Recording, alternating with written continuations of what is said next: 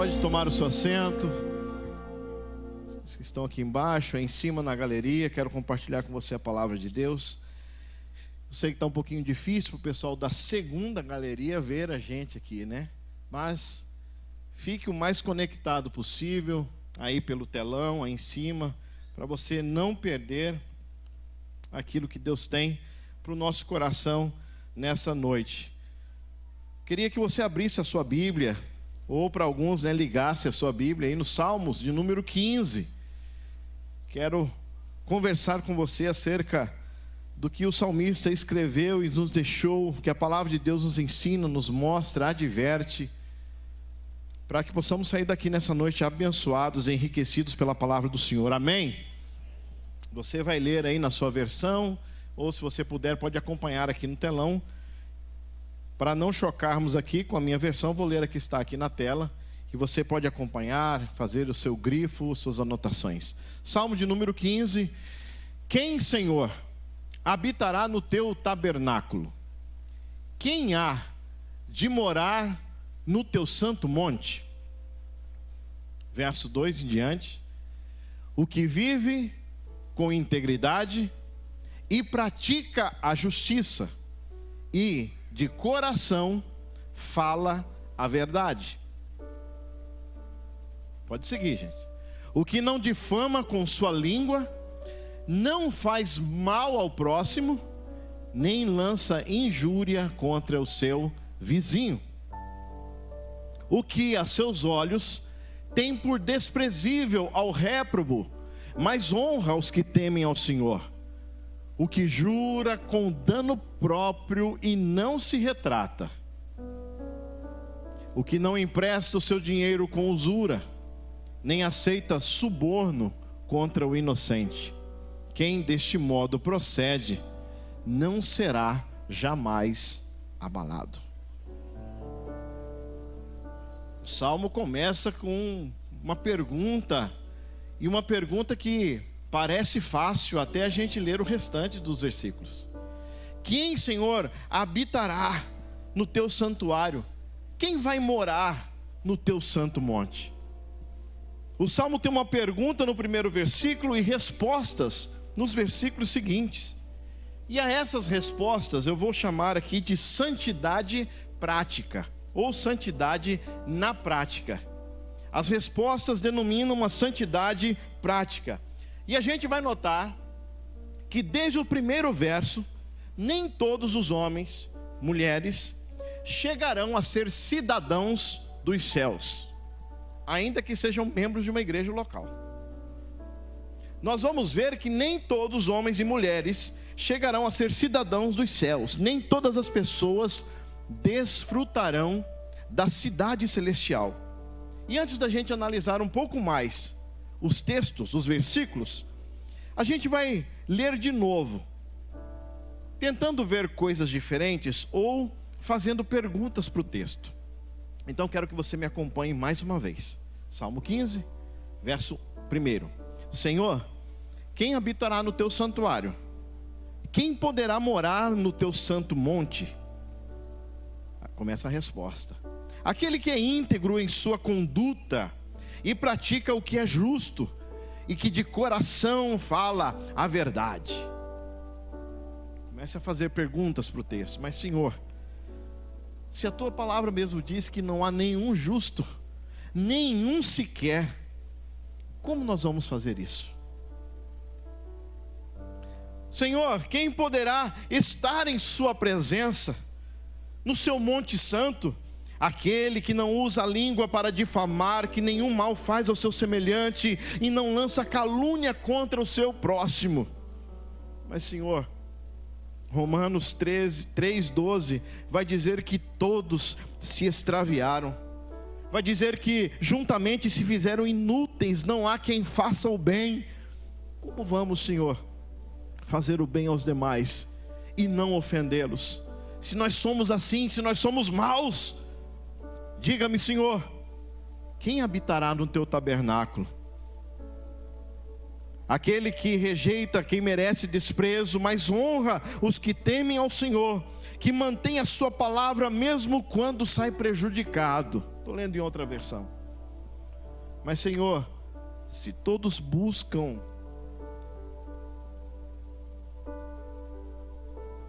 satisfação própria, só isso. Se todo mundo corre por si neste mundo, se todo mundo busca o que é seu somente, não há ninguém que te busque, como vamos cumprir essas coisas? Senhor, diga-me, quem habitará no teu tabernáculo? O que não empresta o seu dinheiro visando lucro, nem aceita suborno contra o inocente. Mas, Senhor, de novo, não há quem faça o bem. Não tem. Não tem quem faça o bem, não há sequer um.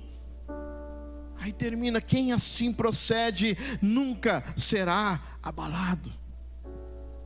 E lembramos de Paulo dizendo aos Coríntios 2,16: para estas coisas, quem é capaz? Para estas coisas agora, quem é idôneo? E você se dá conta que, ao ler dessa maneira este salmo, fazendo perguntas, jogando para você na sua insignificância, sabendo que você não pode cumprir essas coisas, podemos perceber que estamos lendo acerca do próprio Deus.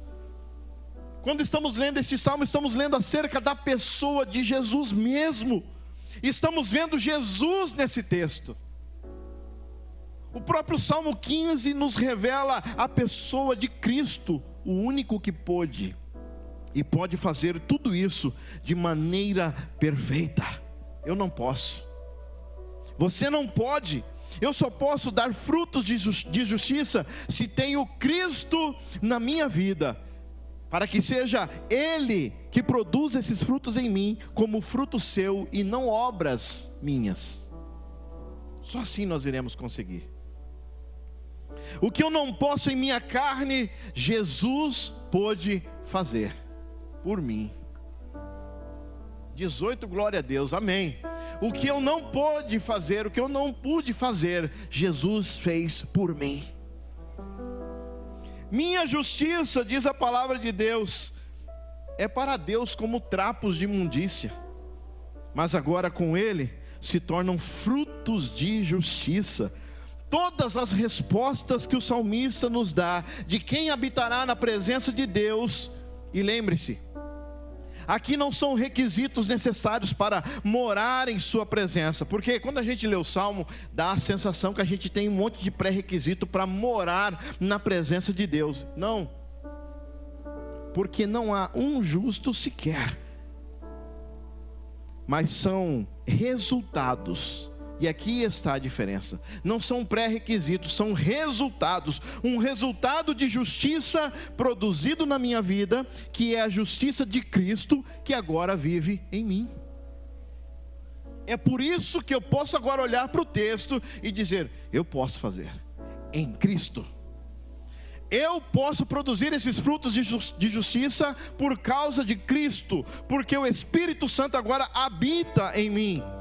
Jesus disse aos discípulos no Sermão do Monte para que não fizessem como os religiosos do seu tempo. Mateus 5, verso 20.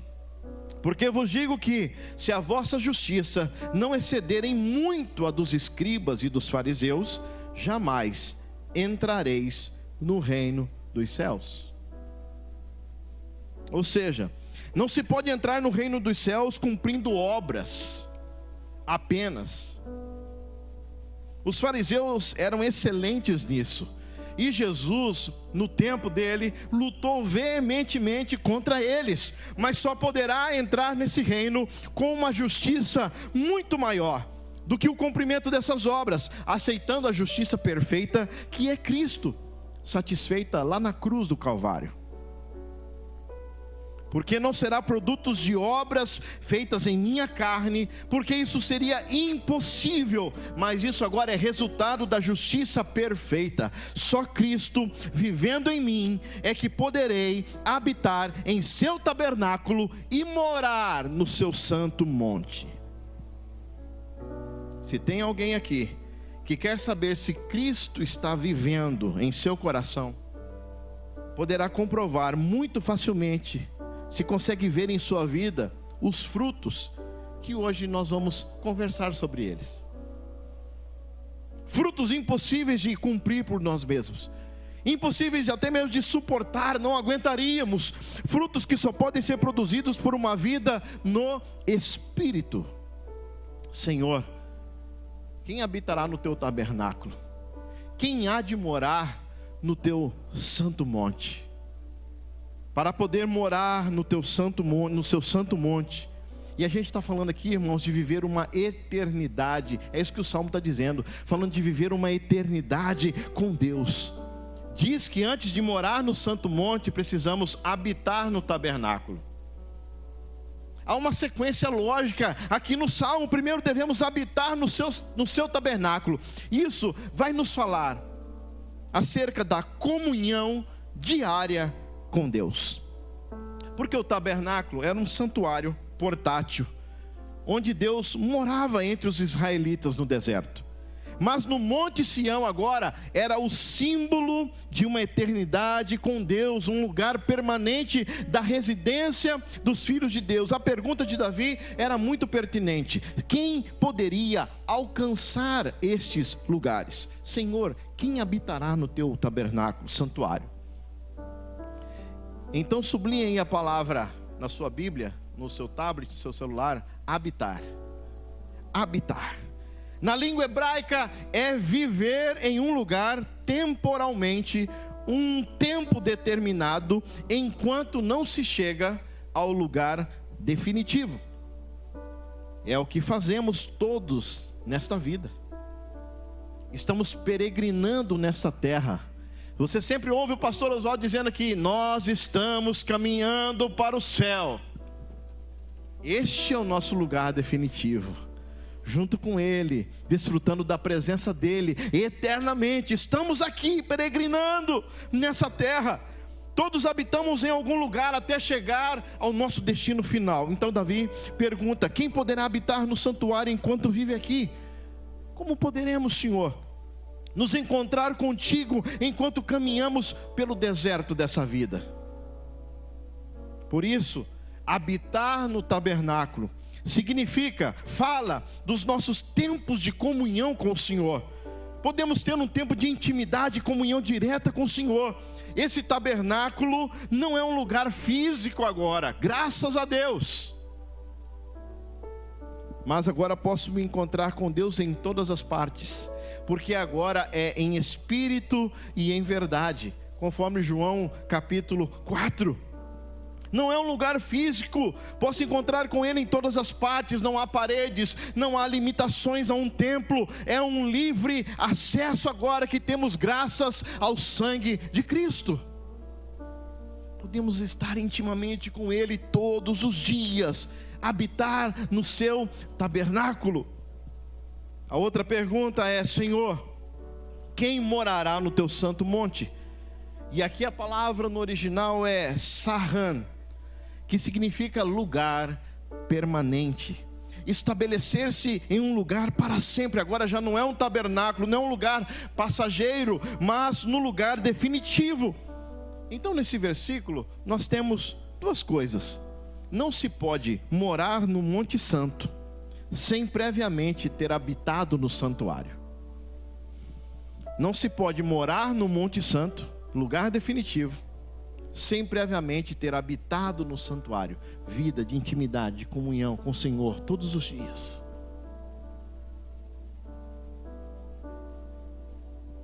Estamos vendo aqui um convite para habitar no tabernáculo temporalmente, para logo poder morar com Ele permanentemente no Monte Santo. João 14, versos 1 e 2 vai dizer: não se turbe o vosso coração. Credes em Deus, crede também em mim. Na casa de meu Pai há muitas moradas. Se assim não fora, eu vou-lo teria dito, pois vou preparar-vos lugar. É o desejo de Deus que nós estejamos com Ele para todo sempre. É o desejo de Deus. Agora, de verdade, tem sido o seu anelo dia após dia? O que tem sido a vida em Cristo para você? O que tem sido a vida com Deus para você? O que é a vida cristã para você? O que são as práticas espirituais para você? As palavras habitar e morar falam de comunhão íntima. E aqui na terra, esse habitar com o Senhor se consegue perseverando em pelo menos 4 coisas que conhecemos bem. Elas são a palavra de Deus, que a gente escuta, que a gente medita, e dela nos alimentamos dia após dia. Tendo comunhão com os irmãos, segundo lugar, habitando em comunhão uns com os outros, participando e obedecendo às ordenanças do Mestre Jesus e participando nas orações comunitárias e pessoais. Está resumido isso, o serviço da igreja, Atos 2:42. Isso é estar no tabernáculo, isso é entrar no tabernáculo, é o retrato da igreja militante, somos nós.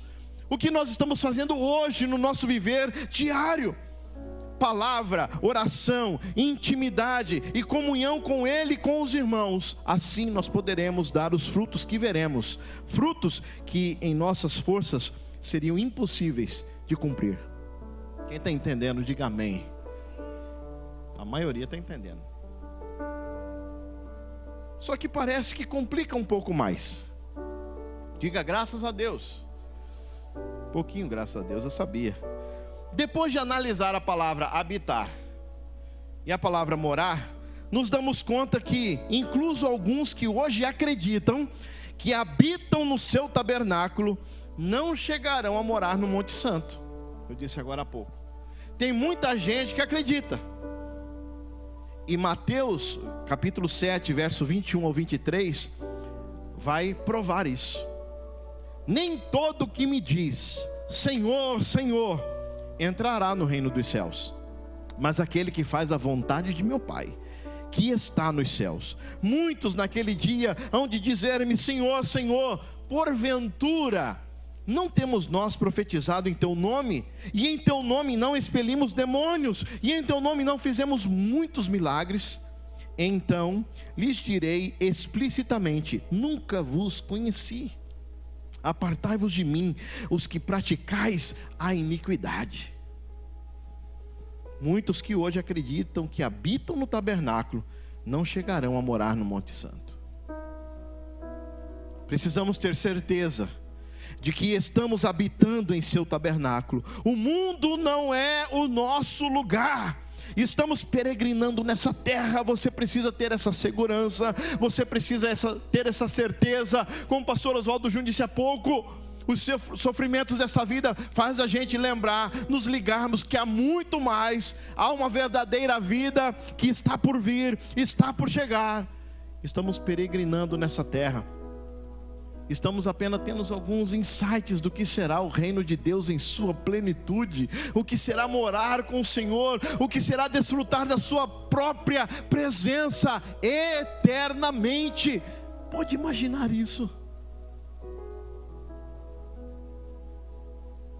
Pastor, mas como eu posso saber se estou habitando nesse tabernáculo? Nos próximos versículos vemos de maneira prática quem poderá chegar a morar no Monte Santo. E a próxima lista de conselhos tem a virtude de mostrar para a gente se estamos sendo chamados a morar no Monte Santo. Mas não é só para conhecimento, não é só para você saber, mas essa lista tem outra virtude: fazer você entender o propósito de Deus para a sua vida e entender se você está mesmo focado em morar no Monte Santo ou apenas em passear de vez em quando no tabernáculo. Se você realmente quer ficar no Santíssimo Lugar ou quer só estar no átrio de vez em quando. Serve para chamar a nossa atenção, para ver qual é o nosso foco. Quando abraçamos a fé em Cristo de verdade, quando estamos seguindo a fé em Cristo de verdade, estamos fazendo com um coração sincero. Tem muita gente só preocupada com as coisas desta vida. Tudo gira em torno desta vida. E a palavra de Deus para nós é: cuidado, porque aqueles que esperam no Senhor somente nesta vida serão os mais infelizes dos homens. E esses conselhos de Deus e repreensão para nós, para que nós não andemos na nossa própria opinião. Seguir os conselhos de Deus sempre nos trará vida nessa terra. Quem pode dizer amém por isso? Seguir os conselhos do Senhor sempre trará vida para você. São conselhos que têm a ver com o trato aos demais, atitudes corretas na vida, na economia, como fazer que meu irmão se sinta melhor em sua relação com Deus. Vai falar acerca de murmuração, de críticas dos demais, mas em essência é como vivermos em amor. É a essência. Como vivermos em amor. Amor que devemos dar da mesma maneira que quiseramos receber. Romanos 13:8, a ninguém devais coisa alguma senão amor. Tudo se resume nisso. Ainda que vivamos aqui, devemos respeitar as leis dessa terra, devemos respeitar os nossos governantes. A Bíblia diz que a nossa cidadania está nos céus. E eu vou ler para você. Filipenses capítulo 3, verso 20. Pois a nossa pátria está nos céus, de onde também aguardamos o Salvador, o Senhor Jesus Cristo. Aleluia! Essa cidadania tem requisitos. Essa cidadania, irmãos, tem uma constituição. E sabe qual é o principal artigo dessa constituição? João 13:34. Novo mandamento vos dou, que vos ameis uns aos outros, assim como eu vos amei, que também vos ameis uns aos outros. Aí a gente tem que perguntar: estamos de verdade vivendo assim? Estamos de verdade vivendo nessa plenitude? E os versículos do Salmo 15 vão nos desafiar. Se a gente tem esse artigo vivendo em nosso coração, não como uma letra morta agora, mas como vida de fé e de prática, tenho certeza de que o resto das normas que estão nesse salmo serão simples de praticar, porque você tem o principal, o amor de Deus enraizado no seu coração, que te dá força para cumprir tudo e se tornar agora em frutos de justiça, porque Deus agora habita em você. Serão agora frutos de justiça. É Cristo vivendo em nós. Serão agora só obras da carne, impossíveis e muitas vezes dolorosas de cumprir. E um resumo aqui das normas é o seguinte: o fruto de um cidadão dos céus que vamos ver nesse salmo são esses. Primeiro, íntegro em seus passos. E o segundo é junto com o primeiro, porque ele é íntegro em seus passos, ele pratica atos de justiça. Eu estou descrevendo de novo o Salmo 15. Verdadeiro em seu coração, amável com seus amigos. Ele tem cuidado com suas amizades, com seus amigos, com quem anda. Alguém cuja cidadania o leva a ser fiel em suas promessas, incluso que quando cumpri-las, ainda obtenha danos ou prejuízos. Alguém misericordioso em seus negócios. Conselhos 1, 2 e 3 está no versículo 2 do Salmo 15. O que vive com integridade e pratica a justiça e de coração fala a verdade. Fica comigo. Habitará com o Senhor aqui e na eternidade quem anda, quem faz e quem diz algo. Quem anda por um caminho, e a Bíblia vai dizer quem é o caminho. Quem é o caminho? Cristo, Jesus, eu sou o caminho. Faz o que esse caminho dita, justiça. Pratica atos de justiça. Fala a verdade em seu coração. Quem é a única verdade que nós conhecemos? Como disse aqui no começo, nesse Salmo 15 nós estamos vendo a própria pessoa de Jesus. Integridade, o que significa? Quando você olha para a vida de Jó e vê toda aquela desgraça acontecendo na vida dele, então sua mulher lhe disse, lá em Jó 2,9: ainda conservas a tua integridade, amaldiçoa a Deus e morre. Essa mulher está dizendo: olha, diante das circunstâncias, como o seu coração não pode estar dividido, o meu já está dividido, eu estou com raiva, amaldiçoa esse Deus e morre. Como conservas o seu coração íntegro? E Jó disse: você fala como uma louca, porque Jó tinha um coração íntegro que segue a Deus, aconteça o que acontecer. Aconteça o que acontecer, nós estamos firmes. Aconteça o que acontecer, a minha fé é em Deus, não é nas circunstâncias, não são nas coisas, ela é inabalável, ela está no Senhor, a minha rocha, o meu escudo, o meu esconderijo, o meu refúgio no tempo da angústia. Os rios podem correr, o vento pode soprar, mas essa casa, sua vida, seu coração não vai cair, porque está firmado sobre a rocha. Integridade com Deus. Jó tinha um coração íntegro e segue a Deus, aconteça o que acontecer. Ele não muda de dono, ele não muda de plano. Crente que chega, crente que vai, crente que abraça a fé e agora não abraça mais a fé por causa ou a causa das circunstâncias. Um coração que não é íntegro, se mudar os planos, o coração dele também muda. Isso está falando de falta de integridade. E Jó 1:21 vai dizer: Deus deu, Deus tomou, bendito seja o nome do Senhor.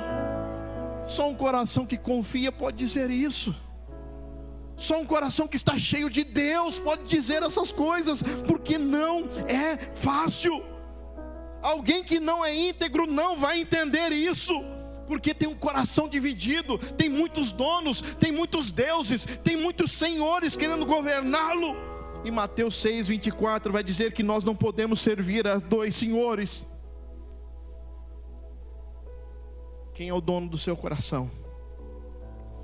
Quem é íntegro pratica o que é justo. E isso vai dizer o versículo do Salmo 15: ele vive em integridade e pratica a justiça. Quem anda pelo caminho que é Jesus, produz os frutos que só se pode ter em Jesus. João 15:5 vai dizer: quem permanece nele dá muito fruto, porque sem ele nós não podemos fazer absolutamente nada. Nada. Andar com integridade é um processo, irmãos. Andar em integridade é um processo, e se exige manutenção da árvore. Esse mesmo capítulo de João 15 vai dizer: para que a árvore continue dando frutos, ela precisa ser limpada, podada, para que dê mais frutos, porque aquela que não dá fruto, ela é cortada. Corte é diferente de poda. Deus vai enviar poda na sua vida, mas é para que você continue dando frutos, frutos de justiça, para a glória de Deus. Agora fala para você mesmo: ser podado dói, mas é para o teu crescimento, é para que você continue produzindo. Por isso que vida de integridade com Deus é um processo. Tem poda para continuar crescendo e dando frutos. Essa poda acontece sempre quando a gente esquadrinha a palavra de Deus. Quando a gente olha para dentro da gente, refletindo tudo que está escrito, diz: Senhor, vê se há em mim algum caminho mau. Limpa-me, Senhor, sara-me, faça-me melhor. Isso dói, aquelas coisas que você quer conservar, mas sabe que precisa deixar para continuar frutificando. Quem habitará no teu tabernáculo? Quem morará no teu santo monte? Você aceita esse desafio? Você aceita esse desafio? Como é possível andar por um caminho de integridade e ter o resultado do que este caminho implica? E continua dizendo agora no versículo 2, na parte B: e de coração fala a verdade. Irmãos, vocês sabiam que pessoas podem dizer uma verdade com a boca, mas não tê-la no seu coração? Pode dizer, pode declarar uma verdade com a boca, mas não tem nada dessa verdade no seu coração. Para andar por um caminho de integridade, essa verdade que é Cristo não deve estar só em sua boca, mas vivendo em seu coração. A verdade não é um conceito, a verdade não é uma ideia, a verdade é uma pessoa. E você sabe o nome dela. Eu sou o caminho, a verdade e a vida. Não é conceito, não é ideia, é viver, é se encher de uma pessoa, e de coração fala a verdade. Como posso falar essa verdade em meu coração? Quando a gente olha para a vida de Marta e Maria escolhe aquela melhor parte, e Marta lá afanada com as coisas da sua vida, Maria escolheu a melhor parte porque já estava no seu coração, ela já queria desfrutar daquilo. O ativismo, que eu posso chamar de ativismo eclesiástico de Marta, pode ser interpretado como obras da carne, tudo que fazemos inclusive para o Senhor, mas sem entendimento, vai produzir aborrecimento, falta de propósito, cansaço, e o que pior, vai produzir também no nosso coração soberba. Obras mortas produzem morte. E o texto vai nos ensinar: só uma coisa é necessária. Porque Jesus disse isso lá em João 15:5. Eu sou a videira, vós as varas, quem está em mim e eu nele, esse dá muito fruto, porque sem mim nada podeis fazer. Se você estiver ligado nele, todas as outras coisas acontecem, todos os outros frutos vão acontecer na sua vida. Você vai conseguir produzir, e para a glória de Deus, uma coisa é necessária.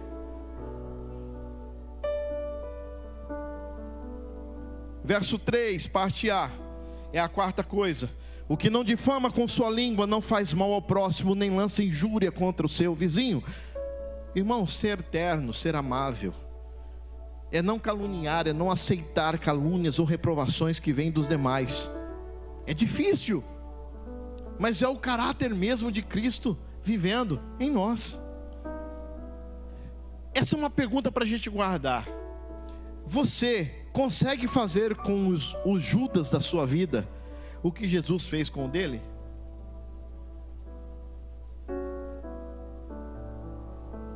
Não entendi, pastor. Você consegue fazer com os Judas da sua vida o que... Amigo, a que vieste? Sabendo de tudo o que ia acontecer? Não, pastor, aqui não leva desaforo para casa não. Irmãos, ou você vai viver no Espírito, ou você vai viver na carne. E sempre que você decidir um por agradar um, você vai desagradar o outro. Toda vez que você quiser resolver na carne, sua carne vai sair satisfeitíssima, mas o seu espírito pobre, fraco, dizendo: ah, falhei. Mas todas as vezes que você fizer e decidir as coisas no Espírito, conforme a palavra te orienta, você vai sair vigoroso, forte no Espírito, mas a sua carne vai falar assim: seu molenga, você falou que ia falar, não falou nada. Quem habitará no teu tabernáculo? Quem morará no teu monte santo? Caluniar é inventar coisas sobre alguém, coisas que não são verdades. Caluniadores são pessoas que vivem vendo as falhas dos demais e são incapazes de encontrar suas falhas diante dos seus próprios narizes. A pergunta é: quantos de nós estamos nesse grupo?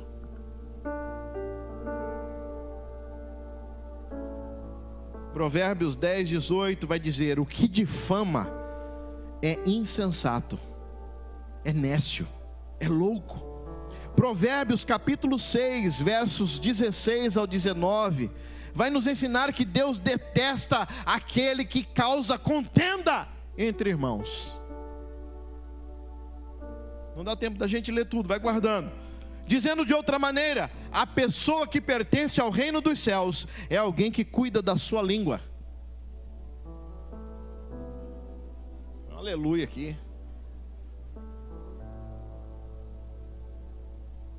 Pessoa que pertence ao reino dos céus é alguém que cuida da sua língua, cuida o que diz dos seus irmãos, cuida o que diz dos seus amigos. Está vendo?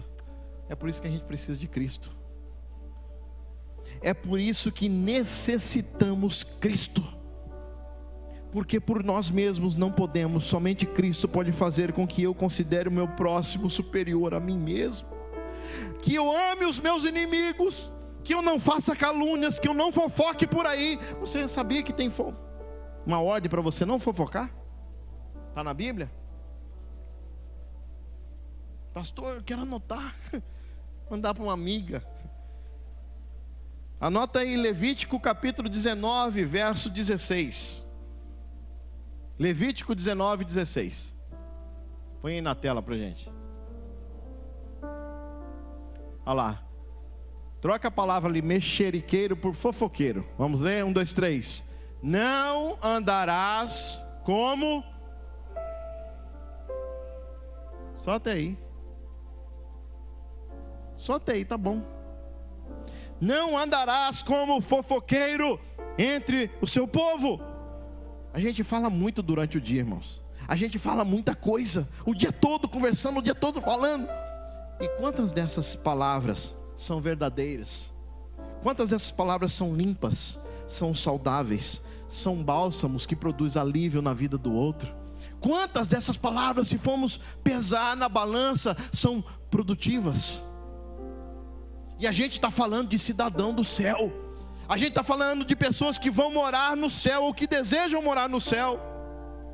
Conselho 4, vem de não fazer o mal ao próximo. De onde vem este mal? Do nosso coração, porque a Bíblia diz que é daqui que procedem todas as saídas da vida. Por isso o cidadão do céu precisa orar. Diga comigo, precisa orar, para tirar do coração todo o mal que vive em mim. A oração faz com que eu me enfoque em Cristo e me coloque no lugar do outro, como Cristo fez comigo.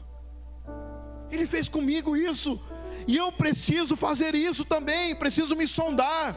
Não admite nenhuma reprovação contra o desprezado. Ou seja, quem Deus rejeita, o salmista também rejeita. Mas quem Deus ama, o salmista também precisa amar. E é isso que ele está ensinando para os cidadãos do céu. Como posso ser responsável, pastor, de uma coisa que eu nem estou sabendo que eu estou fazendo? Orando. Ore. Ore para que os pecados ocultos sejam revelados no seu coração. Ore. Se você pedir para Deus hoje um extrato da sua semana, do seu comportamento, você escaparia?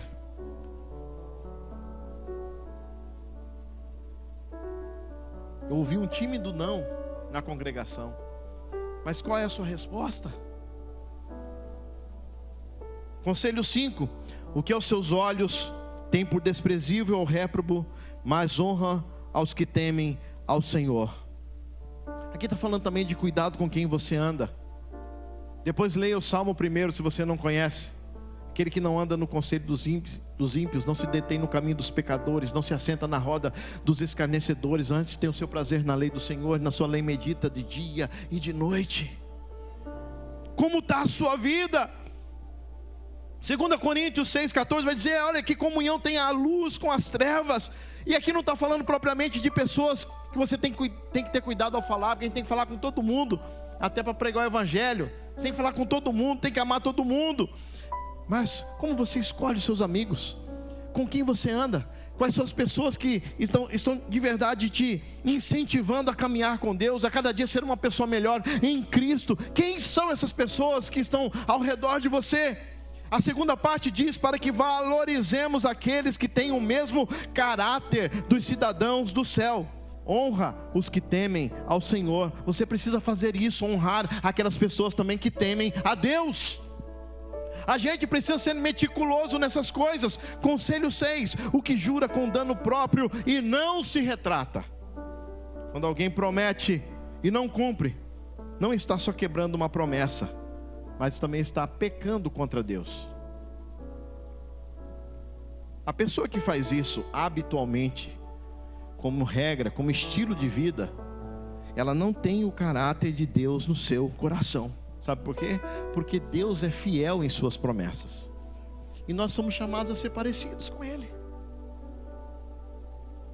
Acontece, não vou dizer que não acontece. Por isso eu disse, ressaltei, quem faz isso habitualmente, como estilo de vida, não tem o caráter de Deus no seu coração. Uma das características que deveríamos sermos conhecidos pelos demais é esta: nós cumprimos com a palavra dada, ainda que tenhamos prejuízo nos nossos interesses. Um monte de irmão que deve irmão e ninguém fala nada e não dá satisfação, e faz coisa errada, aí fala que vai sair da igreja porque achou uma igreja mais perto. Não é verdade.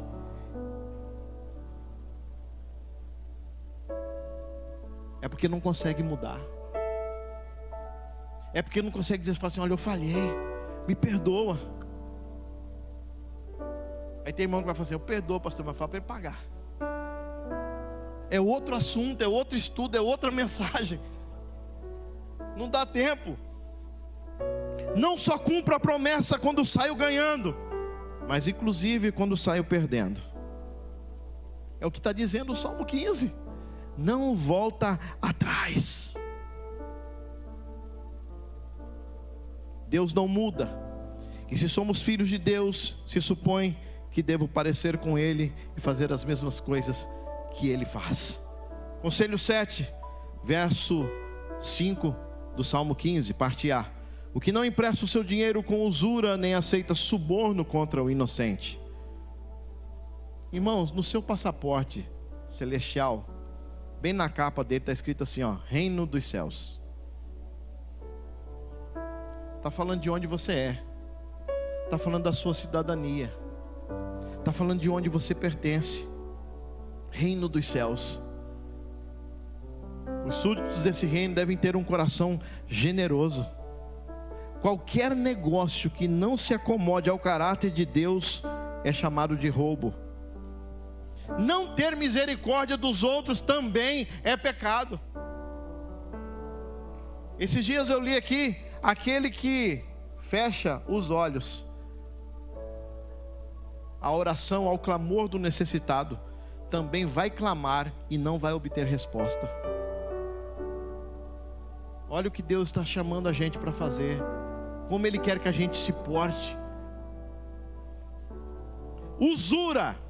Usura significa morder. A raiz da palavra é mordida. Usura. Morder alguém em suas propriedades, de tal forma que devoramos o que ele tem, até o ponto de oprimi-lo. A prática da usura consiste em que você oprima a alguém de tal maneira que o converte em seu escravo. E essa pessoa agora não consegue sair, pois já é escrava. E isso é o que fazem algumas instituições na nossa sociedade, até legalizadas. E é claro, os agiotas. Por isso, muito cuidado. Quando eu dei um estudo aqui sobre agiota aqui na igreja, um monte de agiota ficou bravo comigo. Tem que rever. Mas pastor, é errado pedir emprestado? É errado pedir dinheiro no banco? Toda classe de empréstimos com juros é considerado então usura. Em termos gerais, já sabemos que nós não devemos nos endividar. Essa é a máxima. Amém? A Bíblia nos ensina a não nos endividarmos. Mas antes de responder a isso, quero que você preste atenção no que realmente pretende a palavra usura nesse texto, para ver se nós estamos fazendo ou não em nossa vida diária. Porque se a gente generaliza essa resposta, até o próprio tráfico comercial na nossa sociedade seria impraticável. Não tinha jeito de fazer. Usura significa morder, é a raiz da palavra hebraica, tudo a causa da cobiça e da ganância. Então, eu uso a mordida por causa da minha ganância. Eu uso a mordida por causa da minha cobiça. Se eu aceito a usura e sei que é se tornar escravo, eu já tenho claro que não devo me submeter a esse tipo de escravidão. Porque para contrapor, o pastor Júnior leu esse texto de 1 Timóteo 6,6. De fato, grande fonte de lucro é a piedade com o contentamento. Grande fonte de lucro é a piedade com o contentamento. Ou seja, não compre algo que você não precisa. Se contente. E é difícil para os consumistas dizer amém.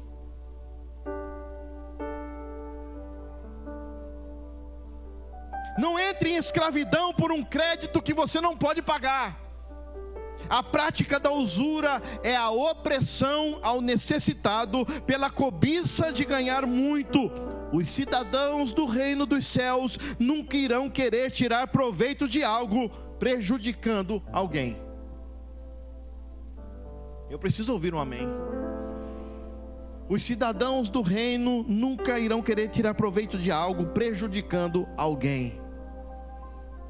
Outra palavra no texto que você encontra é que não aceita também suborno. Aceitar um suborno para enganar algo ou alguém. No reino dos céus, suborno é aceitar ou receber um presente em troca de fazer ou não alguma coisa e que essa ação ou omissão prejudique alguém. O pastor ficou confuso. Aceitar suborno para enganar algo ou alguém. No reino dos céus, suborno é aceitar ou receber um presente em troca de fazer ou não alguma coisa e que essa ação ou omissão prejudique alguém. Na América Latina, quando eu estava lá no México e você era parado na blitz, era comum a pessoa que não é íntegra dizer assim para o guarda: aceita uma mordida? E pasmem, é a própria raiz da palavra usura que a gente está conversando aqui. Na América do Sul, nos países latinos, se usa essa palavra, mordida, para tentar subornar, tentar vantagem em algo.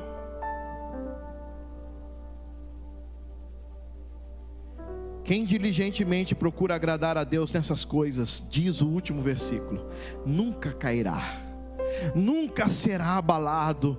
Quem diligentemente procura agradar a Deus nessas coisas, nunca se resvalará. Aí lembramos do apóstolo Paulo dizendo de novo: quem está capacitado para tanto? Somente aqueles que permitem que Jesus governe suas vidas. Se você permitir isso, meu irmão, você vai fazer essas coisas e muito mais, e você não será confundido, não será abalado, não será envergonhado. Senhor, quem habitará no teu tabernáculo, quem morará no teu santo monte? Somente alguém como Jesus. Somente alguém como Jesus. E graças a Deus, graças ao novo e vivo caminho que foi aberto pelo sacrifício na cruz, nós podemos entrar agora no tabernáculo de Deus. Nós podemos agora entrar no santíssimo lugar, e podemos fazer isso todos os dias. Isso é algo maravilhoso, porque entrar ao templo, irmãos, era um sonho para qualquer judeu. Isso só podia o sumo sacerdote, e uma vez no ano. Agora Filipenses 3:20 vai dizer: a nossa cidadania, porém, está nos céus, de onde esperamos ansiosamente o Salvador, o Senhor Jesus Cristo. O véu do templo agora se rasgou de alto a baixo, e nós temos agora livre acesso. Nossa cidadania é o céu. A gente não vive segundo os padrões deste mundo, segundo os valores deste mundo, mas segundo os valores do reino dos céus. Por isso a gente sempre está orando: Senhor, venha a nós o teu reino, seja feita a tua vontade na terra como é feita nos céus. Já acontece lá, devemos reproduzir aqui.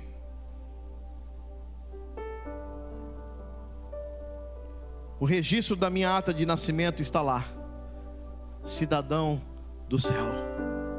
A sua está lá? A sua está lá? Pessoal da última galeria, a sua está lá?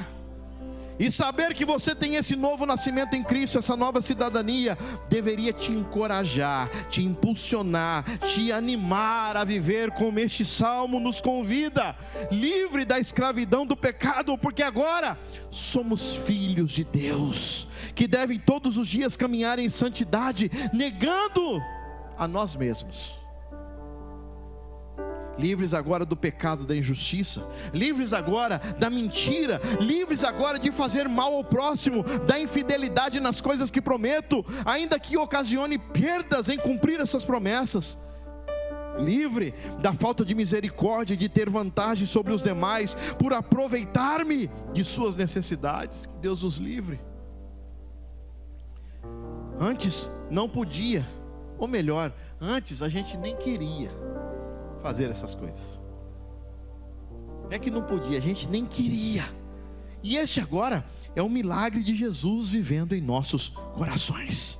Por favor, lembre-se dessa frase: pela graça sois salvos, mediante a fé.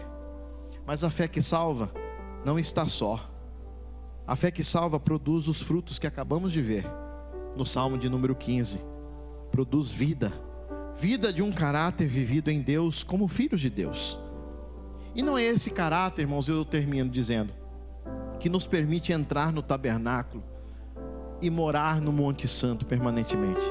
Esse caráter me mostra, esse caráter me confirma que Cristo está vivendo em mim, que Cristo está dentro de mim, me outorgando agora uma justiça que antes eu não tinha e não poderia conseguir com meus próprios méritos, que produz agora frutos que em minhas forças seriam impossíveis de produzir. Então, esses frutos não são garantia, presta atenção, não são garantia para a entrada no Monte Santo ou para habitar no tabernáculo. Na verdade, são a prova de que eu já entrei. É a prova de que eu já estou lá. É a prova de que eu já estou vivendo o reino dos céus aqui na terra. Que essa mensagem não seja um simples sermão no seu coração, mas que desperte em você o anelo de entrar no tabernáculo para assim poder habitar com Ele. Você pode ouvir muitos bons sermões em muitos lugares. Se você está vivendo durante anos escutando sermões, mas o Senhor não fala com você, tenha consciência de pelo menos algumas coisas. Deus não se compromete com incrédulos.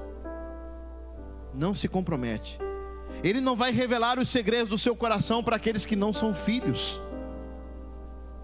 Outra coisa que você poderia levar em consideração hoje, nem tampouco Deus dá ouvido para desobediente, que não quer obedecer e viver a sua palavra, ou com aqueles que pegam partes das escrituras que só lhe interessam. Esse aqui serve para mim, esse aqui não serve. Ou aqueles que vêm ao tabernáculo, vêm à presença com motivações erradas, de maneira errada, com a vida errada. Não venha para a presença do Senhor com motivações erradas. E olhando para tudo que os Salmos hoje nos diz, deveríamos perguntar: desejo de verdade ter uma relação íntima com o Senhor em seu tabernáculo? Desejo ser transformado de tal forma que eu produza esses frutos como consequência da minha intimidade com Deus, e não querendo fazer por meus esforços? Ou você está vindo aqui por uma experiência social, ou querendo ter algumas amizades? Você está vindo aqui para as pessoas reconheçam sua capacidade? Ou está vindo aqui até para arrumar um namorado, uma namorada? Ou está vindo aqui porque você quer abraçar um evangelho que te disseram que se você o aceitar, você terá uma vida melhor? É certo que a vida com o Senhor é a melhor coisa. É certo que com o Senhor a vida é sempre melhor, mas é melhor de acordo com os propósitos de Deus. É melhor de acordo com os parâmetros do reino de Deus, e não com o sistema deste mundo. E por que não é melhor segundo os parâmetros deste mundo, pastor? Porque a primeira coisa que o evangelho genuíno vai requerer de você é que você morra para você mesmo. Isso você não vai ouvir em lugar nenhum. Que o Senhor te abençoe. Que o Espírito Santo de Deus desperte em você o desejo profundo de entrar em seu tabernáculo, de estar em sua presença todos os dias. Antes de tudo, antes de qualquer coisa, queria que você recorresse comigo à oração de autoexame, porque esse salmo é como o fogo para o ouro e como a fornalha para a prata. Poucas orações são tão acertadas para iniciarmos uma verdadeira relação íntima com o Senhor e estar em seu tabernáculo, como essa oração do Salmo 139, versos 23 e versos 24. Leia comigo no telão.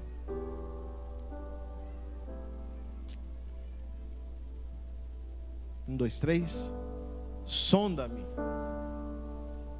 conhece o meu coração, prova-me, conhece os meus pensamentos. Verso 24. Vê se há em mim algum caminho mau e guia-me pelo caminho. Que o Senhor te abençoe, em nome de Jesus.